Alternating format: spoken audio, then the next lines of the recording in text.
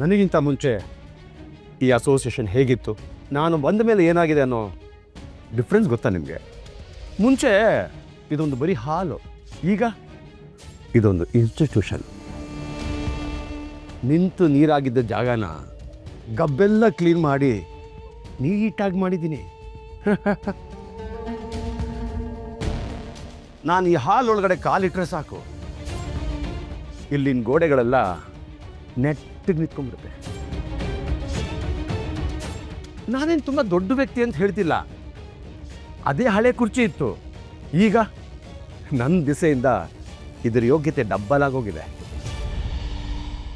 ಈ ಎಲೆಕ್ಷನ್ನು ಸುಮ್ಮನೆ ಒಂದು ಫಾರ್ಮಾಲಿಟೀಸ್ ಅಷ್ಟೇ. ರಿಸಲ್ಟು ಎಲ್ರಿಗೂ ಗೊತ್ತಿದೆ.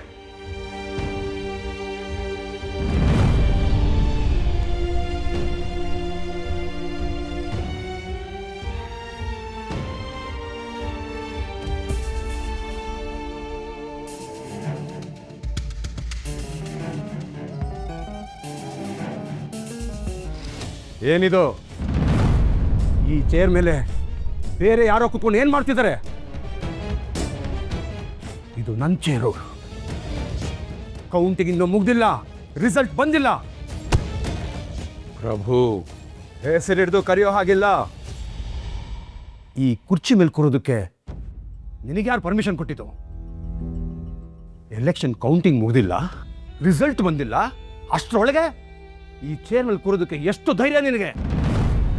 ಕೌಂಟಿಂಗು ಮುಗ್ದಿದೆ ಪ್ರಭು ಅವರೇ. ಏನು? ಕೌಂಟಿಂಗ್ ಮುಗಿತಾ? ನಾನಿಲ್ದೆ ಯಾವಾಗ? ಯಾರು ಹೇಳಿದ್ದು? ಅಸೋಸಿಯೇಷನ್ ಹೇಳಿದೆ, ಪ್ರೊಸೀಜರ್ ಪ್ರಕಾರ ಕೌಂಟಿಂಗು ಆಗಿದೆ. ಸೂರ್ಯ ಪ್ರಕಾಶ್ ಅವರು ವಿನ್ ಆಗಿದ್ದಾರೆ, ನೀವು ಸೋತಿದ್ದೀರಾ.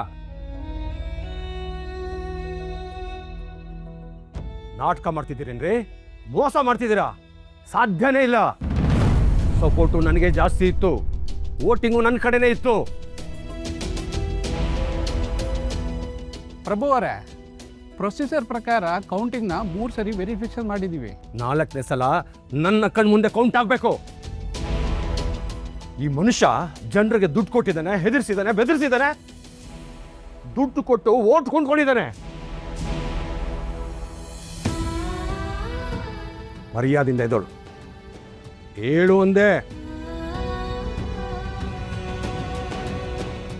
ಈ ಕುರ್ಚಿ ನಿಂದಲ್ಲ, ಈ ರಿಸಲ್ಟ್ ನಾನು ಒಪ್ಕೊಳ್ಳೋದಿಲ್ಲ. ಎದಳ ಮೇಲೆ ಎದ್ದೇಳಲ್ವಾ? ಏ